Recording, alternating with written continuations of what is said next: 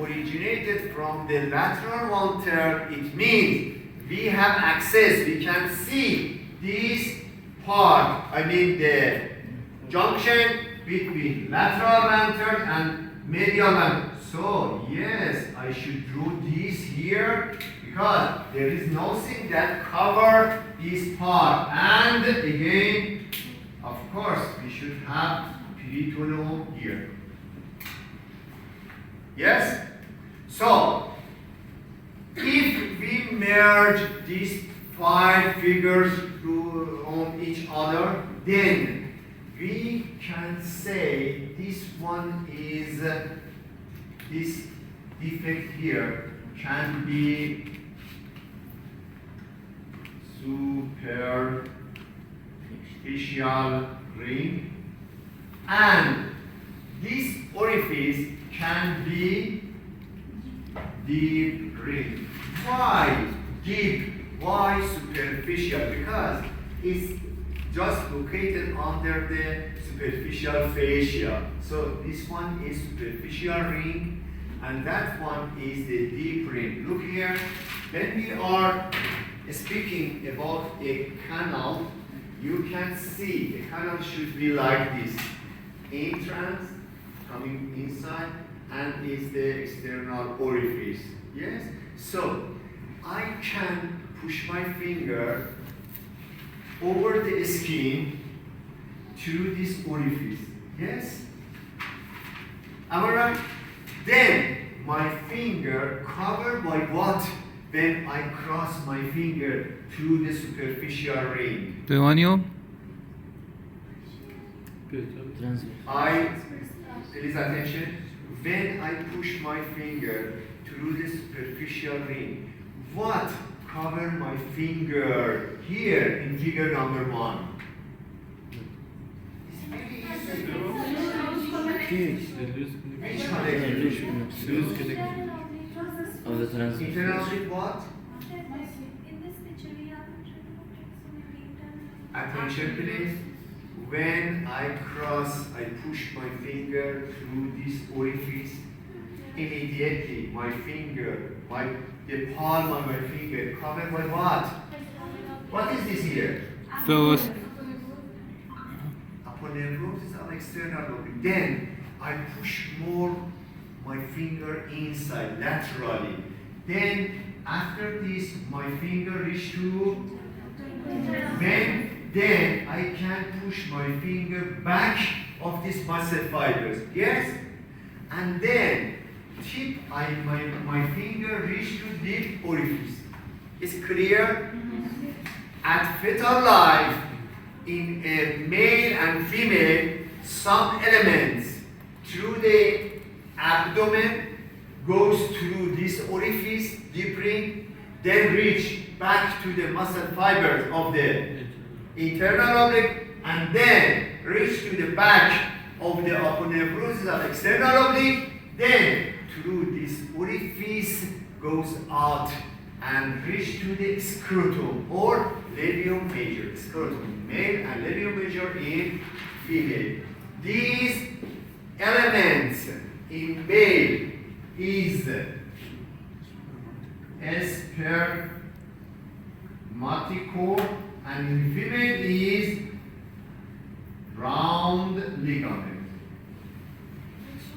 What I say at fetal life, through this orifice, some elements in male spermaticore by testes, and in female round ligament goes through deep what?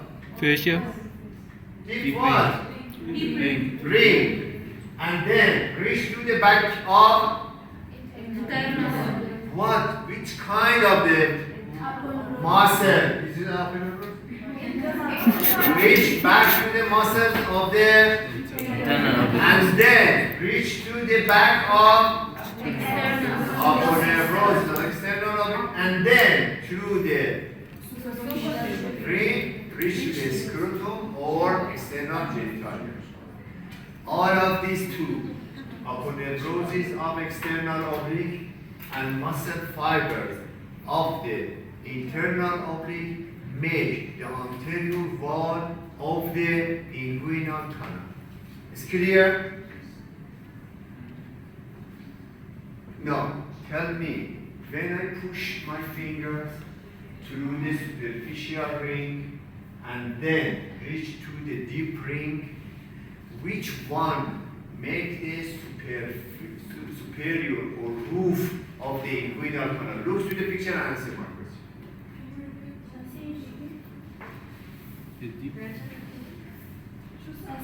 Because you run, you're not being class, and then ask me, could you please repeat? Why I should repeat again? When please, I'm talking to you and paying attention to the class.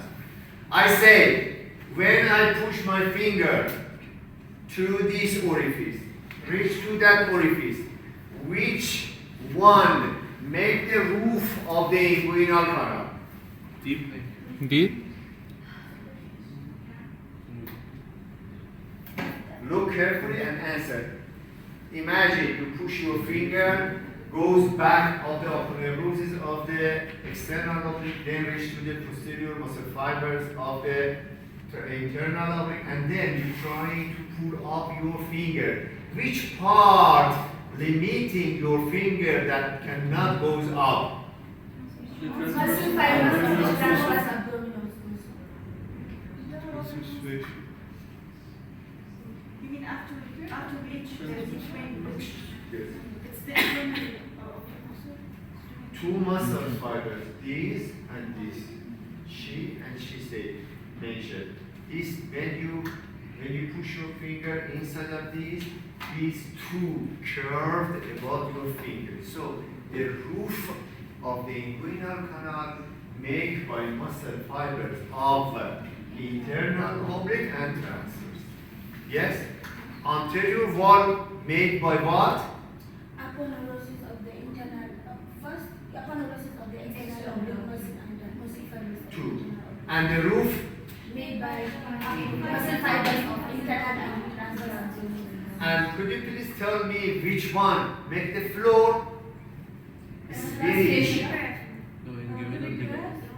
Look to the picture and answer. Which one make the inferior surface? Just we have one inguinal. This made. And again, look carefully.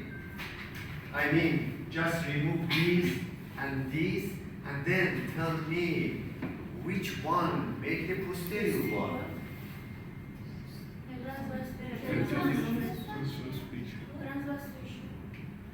Could you show here to us how you find that the transverse fascia? What was the question? which one is the posterior border Of the what? inguinal Canal. Inguinal canal is the same as this, has an orifice, superficial and deep. Superficial and deep. So, anything between this and this belong to the canal. If you mention to this here, it's out of the canal. If you mention to this, it's out of the canal. Here, it's out of the canal. So, anything, I mean, when I remove this, we reach to this. Remove this, just between this and this, it should be what? fascia.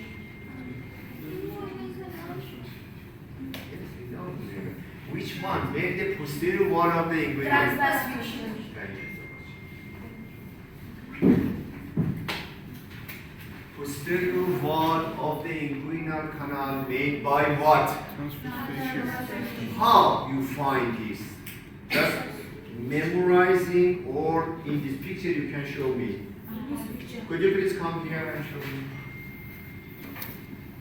I would like to know how you distinguish that the posterior wall just made by transverse fascia.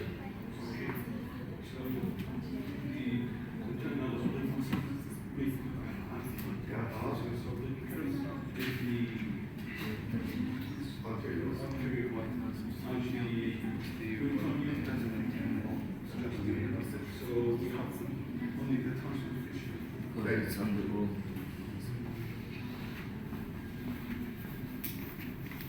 Now we know about the inguinal canal anterior wall. Anterior wall. made by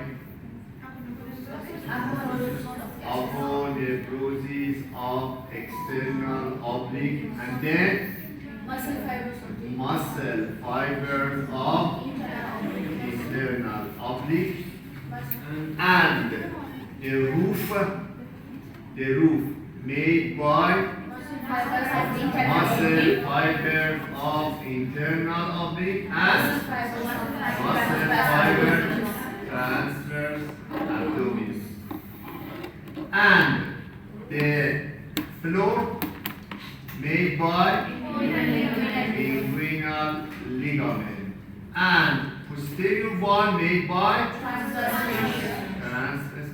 Now, when I introduce you this, then you ask me, is it possible just a loose connective tissue make the posterior wall of this important canal? You mean that if when we coughing, it may be the intestine pierce this loose connective tissue and reach to the outside, reach to the canal. I say, yes, you're right, but in our body, the posterior wall must be reinforced. You ask me, how is possible? I say, look here. This one just is the posterior wall. Am I right? In this part, not above or outside or inside. So, I ask you please attention to this and that curved line. This and that curved line is between the umbilicus and symphysis pubic, like this. Yes? Am I right? This is this and that. When we follow the arcuate line laterally, this fascia, when I say this fascia means transfascia, should be reinforced like this and attached to the medial side of deep ring.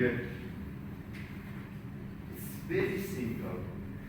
The transverse fascia being reinforced exactly at the medial of the deep ring from this line, arcuate line, to the, what is this? Inguinal ligament. So, this reinforcement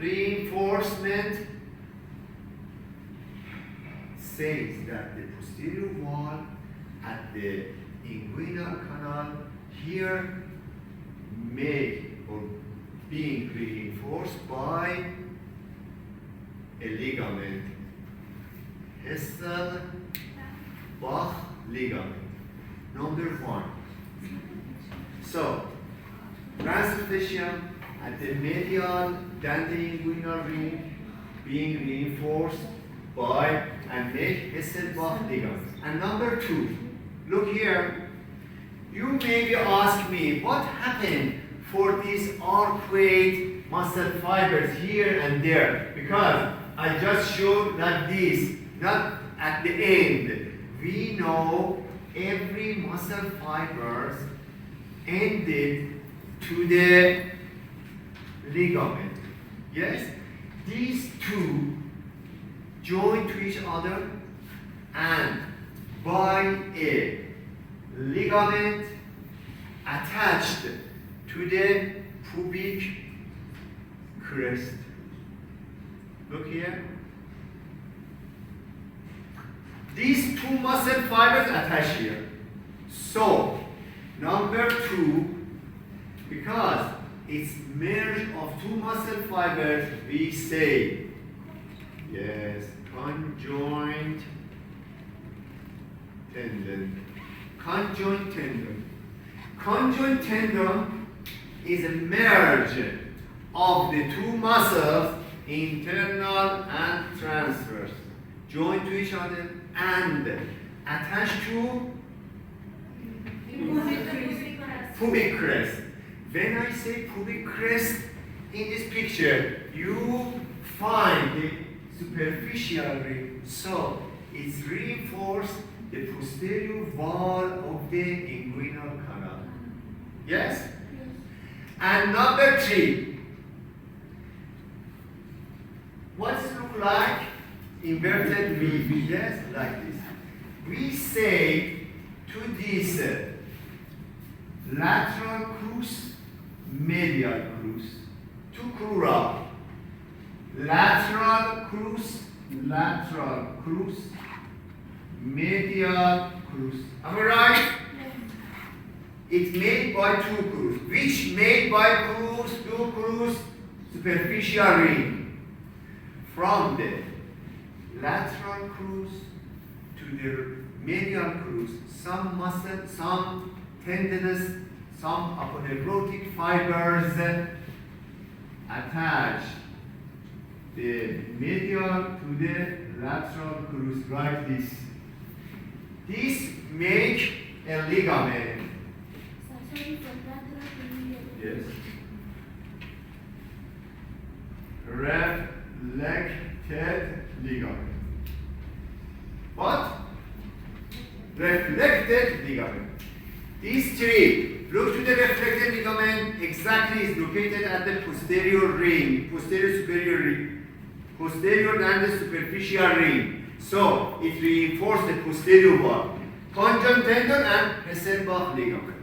Now, you tell me, we know that the intestine can pierce the transverse process and reach to the inguinal canal, and then it comes up, extrude and reach to the scrotum or radial major in female.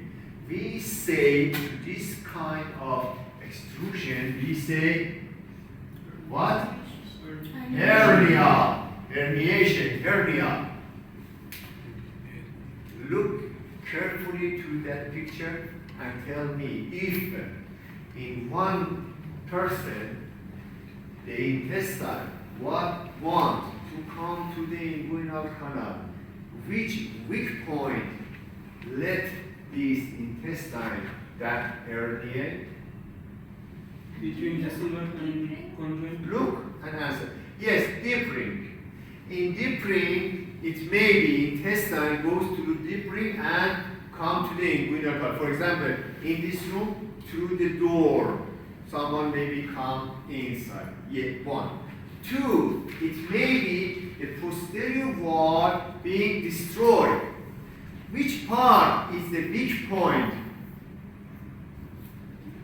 The deep. Look to the posterior wall.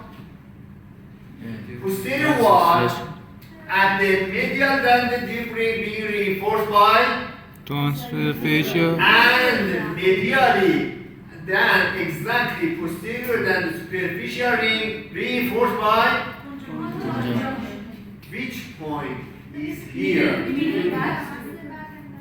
Yes, between the Hesselbach and conjoint, it means here. This triangle is Hesselbach triangle.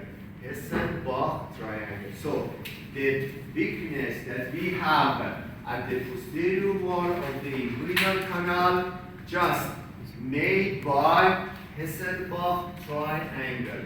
Hesselbach triangle laterally reach to medially reach to inferiorly, the base made by inguinal ligament. So the borders of the Hesselbach triangle medially is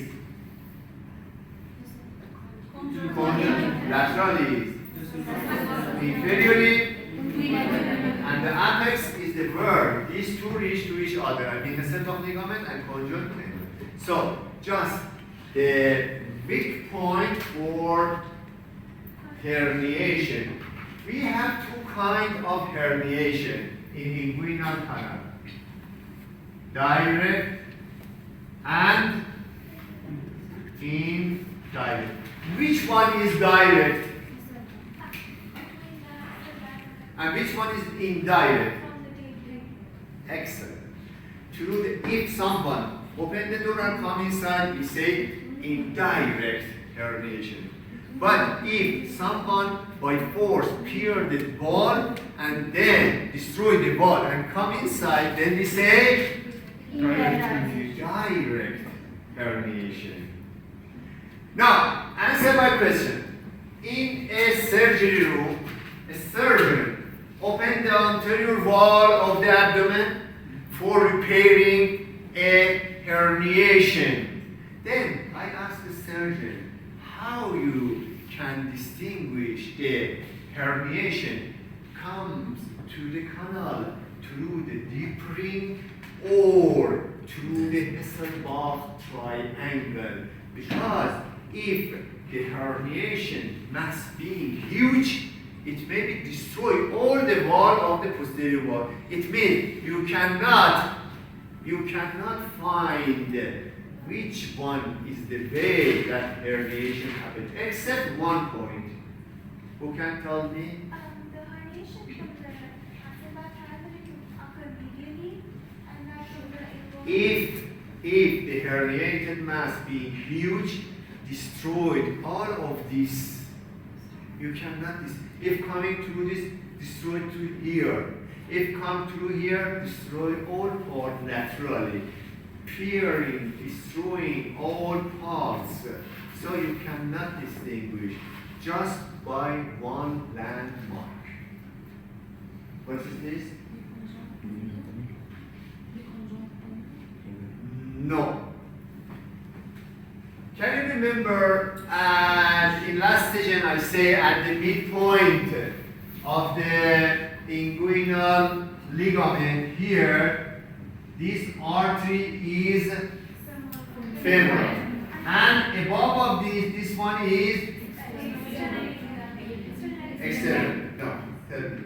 So, like, if the herniation it appears medially to the vessels, then it's gonna be No, this is not.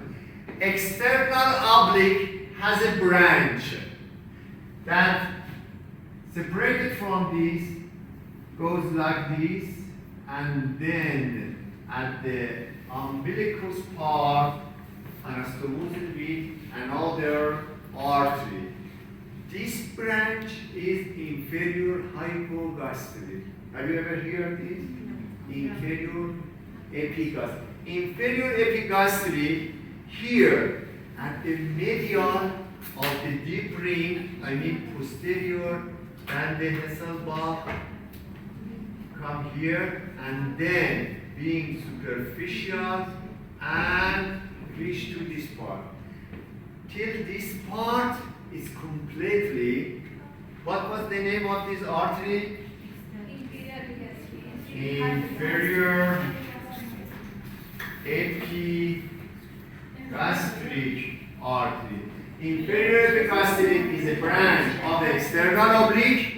Then the course of this artery from the external iliac goes behind of the Hasselbalch ligament, then pierces the transverse fascia and finally reach to the umbilicus to anastomosis with superior epigastric. Inferior epigastric, superior epigastric. So, if the surgeon would like to find the direct or indirect herniation, should attention to this artery. If the herniation being direct, what happened to this? It should be medial or lateral of the mass that herniated. Lateral. If the mass herniated through the deep ring, the artery should be even though it reached to the symphysis pubic. Am I right? It's clear? Thank you for your coming. Next time we will continue.